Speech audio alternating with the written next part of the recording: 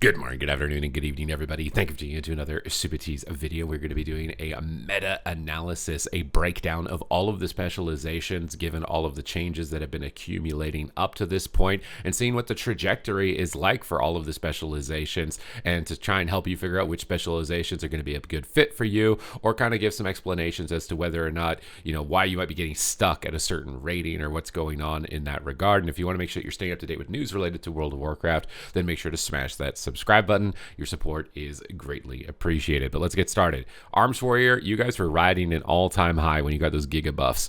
Unfortunately, it is starting to trend downwards, and I think that this does make sense. Arms Warrior has massive damage output, crazy damage output, but it is much more fragile than a lot of other melee, and it is a lot easier to kite. And I think that's kind of the realization here, is that we're coming off that high of big crit damage and realizing that we are still susceptible to exploding and getting kited.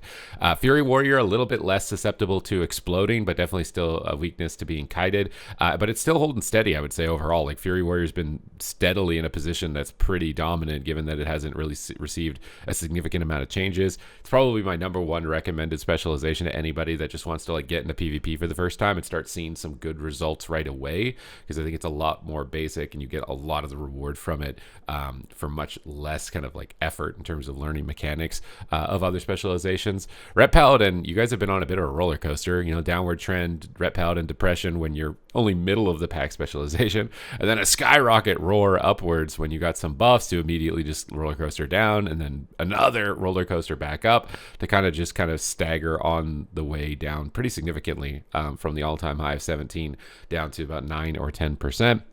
I think it's just very similar to Fury.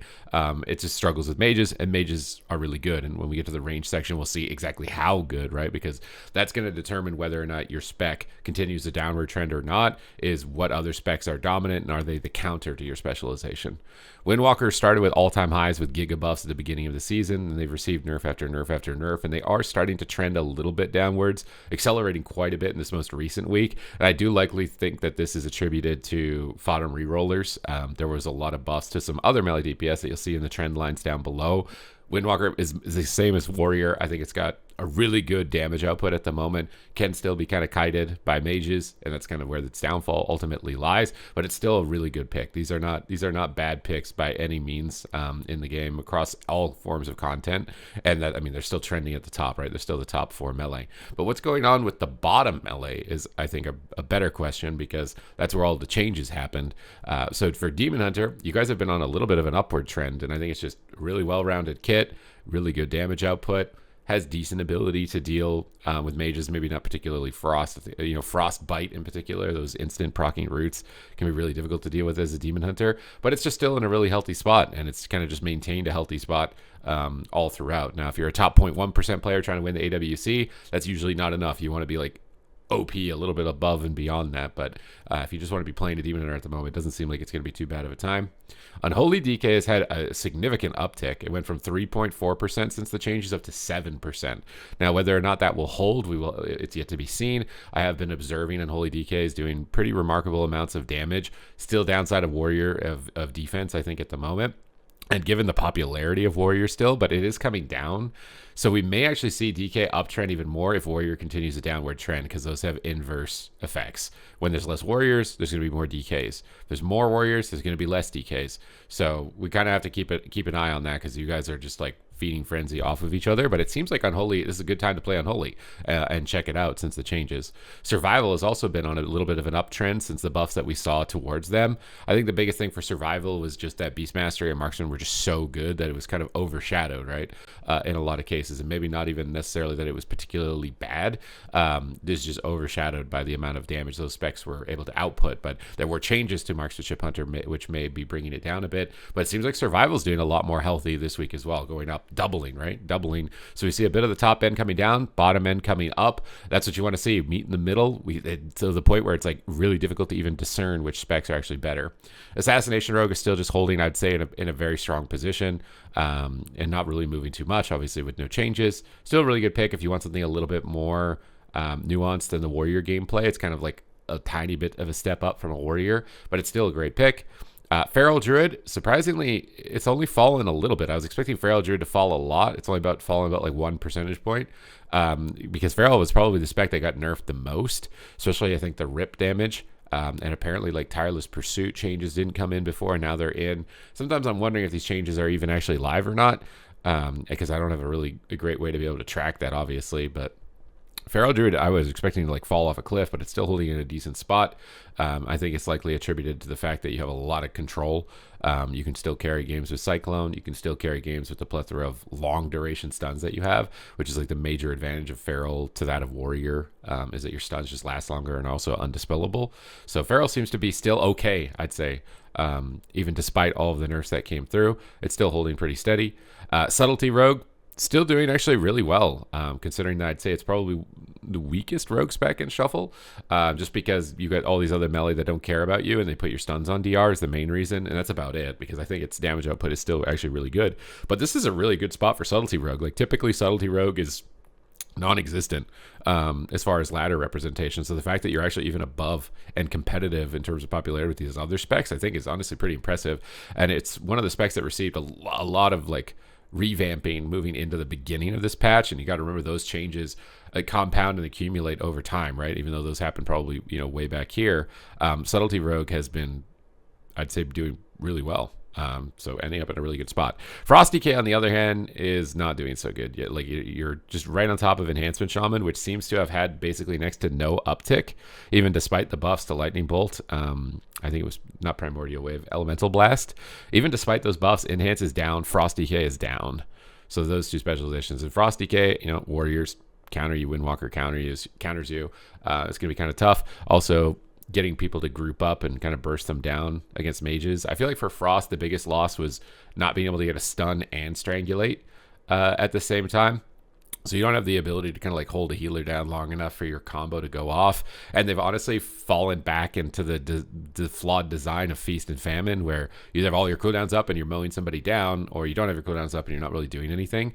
So I feel like Frosty K is probably one of the specs that needs the most attention at the moment, because they've completely rewound all of their efforts that they made previously to make it a spec that was a little bit more about sustained damage. So it wouldn't matter as much that you don't have a strangulate and a stun, but now you have to kill someone in a small window of time or you're not really doing anything. I think it's Frosty K's biggest problem. So a redistribution of its damage from its cooldowns into its sustain, I think, is something that is going to be needed. But also with Unholy getting a lot of buffs and Frost getting no attention, I think it's understandable that the DKs that were Frost probably want to experiment a bit with Unholy to see what's going on. So a little bit of this downward trend is likely attributed to that. But Enhancement Shaman, you guys are just hanging out on the bottom. You guys have just been riding the bottom for this patch. I think it comes down to a couple of things. You're really keybind dense, unless you're playing the Stormbringer build. If you're playing Totemic, you're really keybind dense, so that can be intimidating. I think classes that have a lot of keybinds like that, people tend to avoid them. So maybe a little bit more trimming needs to be done to enhancement on that front, because other than that, enhancement is typically a popular spec. Your Thrall, the fantasy with Doom Hammers, like that's typically a very strong fantasy. So when enhance is strong, it tends to have a very high popularity, so it has to be struggling a lot. I think that's mostly attributed to Mage, Hunter, Ellie, like these range classes that are hard to stick to for prolonged periods of time. And one of the main problems is that there's so many snares in the game that are just passively applied that are way stronger than your snares that are like actively managed. So maybe taking some of their snaring effects and making them more passive, or reducing the snares of the passive snares that are permanently persistent on ranged could be another way of balancing things out. But Enhance does seem to be trending still towards the bottom for now. We'll have to wait and see. Maybe people were just more excited about DK, checking out those changes coming forward, and maybe Enhance will see an uptick in the future. And I think the biggest surprise is that Outlaw is the lowest represented specialization as far as melee are concerned, even despite dominating in the AWC tournament. I think still having easily the same type of potential on the solo shuffle ladder with how much control and damage output you've had. Now, the changes for Outlaw are a little bit tougher to discern exactly what the outcomes are going to be, because they buff direct damage of some abilities, but then lowered cooldown reduction overall, which would effectively mean that you're going to be less effective defensively, utility, and damage. But how much is still yet to be seen. It's possible people are just kind of riding this through. They'd rather play Assassination. You kind of just, it's an easier road to victory. And a class that has 3 DPS specs, I don't know. Inevitably, I think one of them is always going to be trailing behind, like at least a little bit. And I don't know if you Giga buffed Outlaw Rogue, I think it would be we'd be getting to some ridiculous levels. So I kind of use this analogy or metaphor that like when you go to a music store, right? Or if you own a music store, you want to sell beginner music. Most of your sales are going to be beginner music because most people are beginners. You're going to sell some medium level difficulty music for people who want to advance, and then you're going to sell some complex music as well for the people who really want to push themselves, knowing full well that that complex music is going to sell less than the beginner music. But if you only sell beginner music, there's no progression for anybody in your music store. So I think having some specs that are on the more high end of complexity is fine, but you also need to understand that their representation is going to be lower, and that's not a flaw of design. It's just this is a specialization that's only going to be for people that really want a more nuanced and complex challenge. If you remove that, let's say you just prune Outlaw Rogue and make it really basic, now the players who wanted to play for that complexity don't have anything. So I think having a couple, like 2 or 3 specializations that are more complex with the expected representation rates being lower is actually good for the game, and that's fine for the game, so that there can be more expansion. So Outlaw Rogue is always a difficult one because it's on the top end of complexity, which means it's gonna be low on representation. But then if it's strong and it's still low on representation, what do you do? It's like stagflation. Like, what do? You can't lower the interest rates. How are we going to fix this? I think it's something that you kind of just have to accept because I think Outlaw Rogue is still actually really good. And I mean, I think it's going to likely still dominate the tournament, but that is yet to be seen. And I will be broadcasting the open bracket in my stream today. Linked in the description down below. But that's the breakdown for the melee. Let's take a look at the range DPS. So we can see a lot of movement here, and it's looking a lot more competitive. So there's a lot less space, right, between the top end. At the beginning, we saw like hunters and priests riding way higher than every other spec. So range seems to be getting into a little bit more of a healthy spot. But even despite getting nerfed, Frost is still holding at the #1 spot. I think that makes sense. I think Frost, I don't think the changes to it were enough to really knock it around too much. It's still riding really high, even despite those changes. Marksmanship Hunter, as well, is still remaining on top. While the potential damage of your critical strikes have been reined in, its sustained damage is still really solid. And it's one of the best classes into these Clothies, which we can obviously see there's a lot of representation of. But maybe with the uptick of Death Knight, that means Hunter will begin to struggle. Could also mean Mage begins to struggle. That's a little bit yet to be seen. Usually DKs, Ferals, even Enhancement Shamans to some extent tend to keep Frost Mage in line, but their representation is so low. So these guys are kind of running rampant. So even despite the changes, you guys are still riding high. Shadow Priest, on the other hand, is starting to fall off, and I think that's mostly because of Warriors and Windwalkers. Their damage output is remarkable if they can connect. So they're not so good into these guys, but they can hit a Shadow Priest the entire game. And even though you're probably the tankiest class in the game, if those classes can hit you the entire game, they do remarkable amounts of damage. So the tuning adjustments they made to Warrior and Windwalker damage has balanced Shadow Priest and brought it, from up here, all-time highs, into line with all the other ranged. But it's also created kind of like a rock, paper, scissors meta. Beast Mastery Hunter's on a roller coaster of up and down because people can't figure out which one's better or which one's going to give them rating easier. I still think Beast Mastery Hunter is still really good at the moment.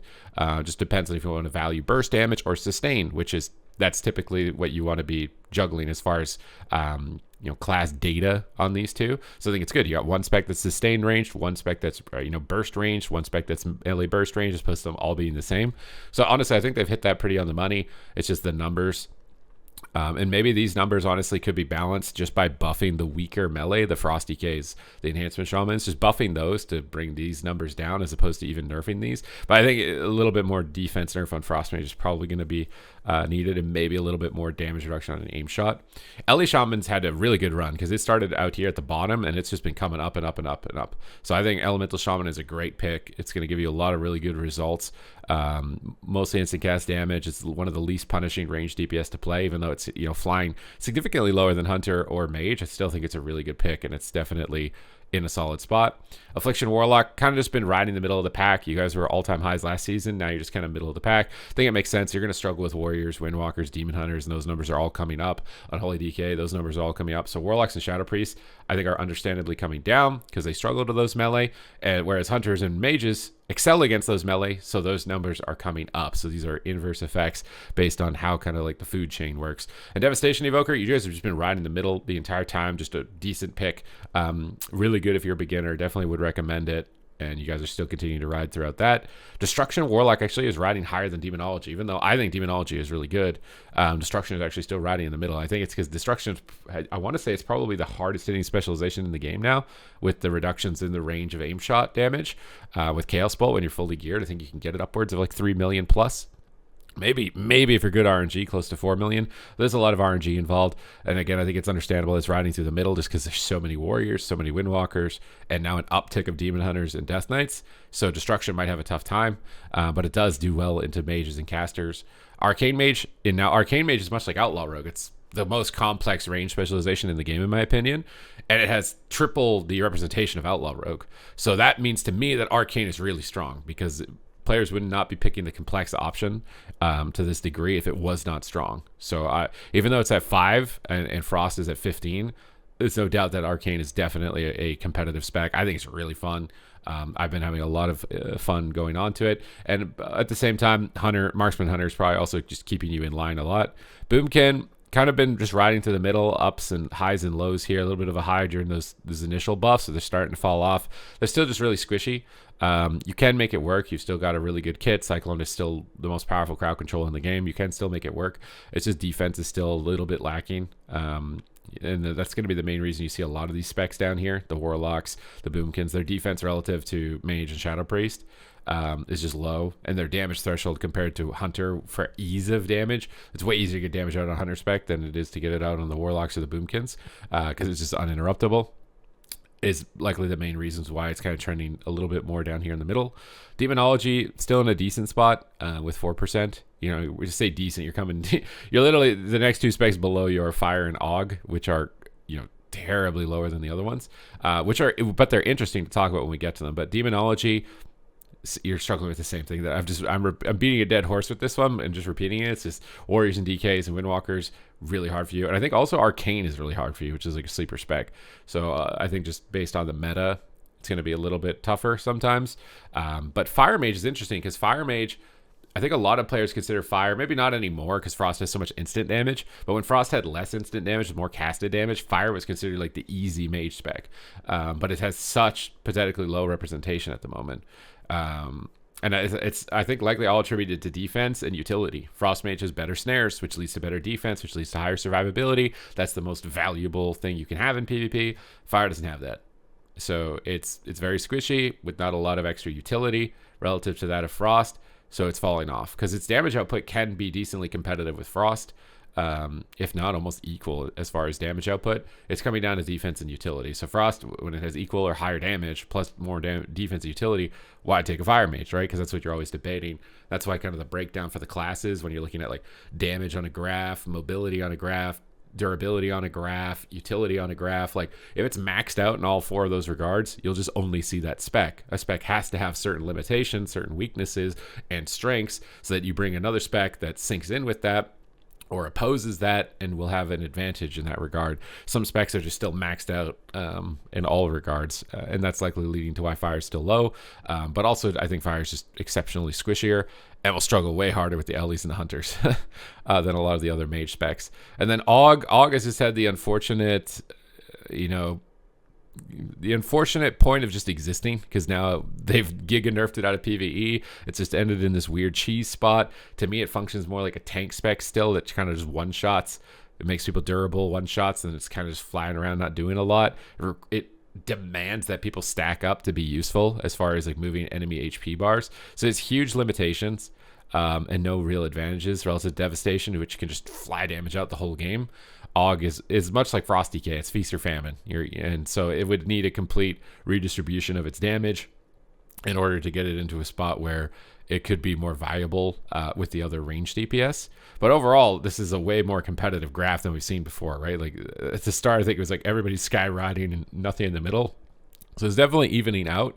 But there's still, I think, a significant gap in defense relative to the top of the graph to the bottom. Marks is still at the top just because it hits aim shot for 10 trillion damage. Healers had one of the most egregious graphs, though, as you can see, and it's sort of getting brought in line. And man, a lot of people wanted to play Holy Paladin for one day. That is interesting. You guys just boing like straight to the top for one day, and they're like, yeah, no thanks, Jeff, and then just immediately back down into the rest of the pack. But this priest has definitely fallen down from grace. Holy Priest has overtaken it, and Holy Priest went literally from the 2%. This is how. For 50%, and then from 2%, and then they converge here, and Holy Priest takes the top position. So Holy Priest got the most buffs of any classes I've ever seen in a long time, which has caused this huge spike. And it's still hitting really hard. I played it yesterday. He's still getting really big Holy Fire damage output. Mana regen may be slightly worse, but I didn't really notice a huge difference in the changes. So it's likely still going to be riding out close to the top. I think Disc will as well, because it's still a decent pick. And it's still really fun. It's easily the most fun healer to play. Holy Paladin fell off really hard, though. I don't even know if this is just a glitch in the system. And Resto Druid seems to be still doing decently, right, at 13%. Overtaking Shaman. Shaman seems to have fallen off, even though I was having a lot of fun with it, thinking that it's really strong. It seems like it's kind of falling off. And it's likely that it can't deal with Holy Priest hitting for like 1.8 million Holy Fire, and then you're just like Riptide, and then you're like Earthenwell, doesn't do anything. Oh, you're dead. And also Shamans are just really bad at healing Hunters and Mages in Solo Shuffle. Those are just two specs that they just are terrible at healing, because they just move around a lot and you can't use any of your stationary effects. Shamans excel more when it's Shadow Priests and Warlocks, and I've seen those classes are coming down because of Warriors and DKs. So Shaman may not inherently be just because it's weak. It might just be because the DPS that are meta, it doesn't synergize well with. And the metas that it does synergize with is getting worse. So it's probably just the fact that it's holding here, even despite that the meta is really against it, I think means that it's got to be at least somewhat decent. And it might be the case that these healers still need to come down a little bit, as opposed to bringing Shaman up. Holy Paladin comes in here at 11%. I think it's still just a really decent pick. I don't think it's terrible. You're going to struggle sometimes with melee DPS attacking you, I would say. Is the main weakness for it, and we kind of have to wait. I haven't seen enough like mana games where shuffle comes down to mana, which was an issue for Paladin relative to Priest or Druid in a lot of cases. If that evens out, then I think it's still a really good competitive option. Mistweaver seems to be on a decently, decently high uptrend here, although the graph doesn't continue into the most recent week. Didn't receive any changes, right? But you would expect like these lower healers to kind of creep up a little bit because of the big nerfs that came in for Holy Priest, which is sort of what they're doing. Just not by that much, and I think it's likely just because the changes weren't that huge. But Mistweaver struggles with mages for the opposite reason of Shaman, not because it can't heal it, but because you're really easily CC'd by it. And Druids and Priests have way better tools to deal with getting CC'd by mages than you do. So you're gonna feel it's gonna feel like a hard game in a lot of those matchups. So if Mage comes down, Mistweavers get stronger. So this is like a case of figuring out like what should they nerf and the reasons why, right? Like, is Mage defense so high? Is it justifiable that it's high based on that graph, right? If their damage is maxed out, which it kind of is, if their control and utility is maxed out, which it kind of is, if their durability is maxed out, which it kind of is, and their mobility is maxed out, one of those has to give. Which one makes the most sense for Frost? I think it's durability. Glass Cannon. So you rein in their durability, they're a bit squishier. Then the other specs that can kind of deal with them are going to rise and balance them out. And then healers that are weak into them will still be able to fight them because they'll have specs that counter the mage playing with them, as opposed to everybody just being a mage and a hunter, which you're particularly weak against. I think it's the same issue with Prez. Prez and Monk are both in the same position. You're both really susceptible to mages, and they're so high on the chart. So it's just mages need to get nerfed, right? I think it's just that just seems to be the obvious answer based on all of this analysis, is that mage durability needs to go down, which will then be helpful as far as the representation of the healers to go up, and even the melee DPS, right? Some of these lesser represented melee would also go up, given that they're still holding in such a strong position here. So in that regard, changes were in the right direction. I just don't know if they were 100% enough, and we'll see with the tournament, right? We'll be watching that live on my stream in the description down below to see how things play out. But I hope you guys enjoyed this analysis, and thank you guys very much for watching as always, and I will see you guys in the next one.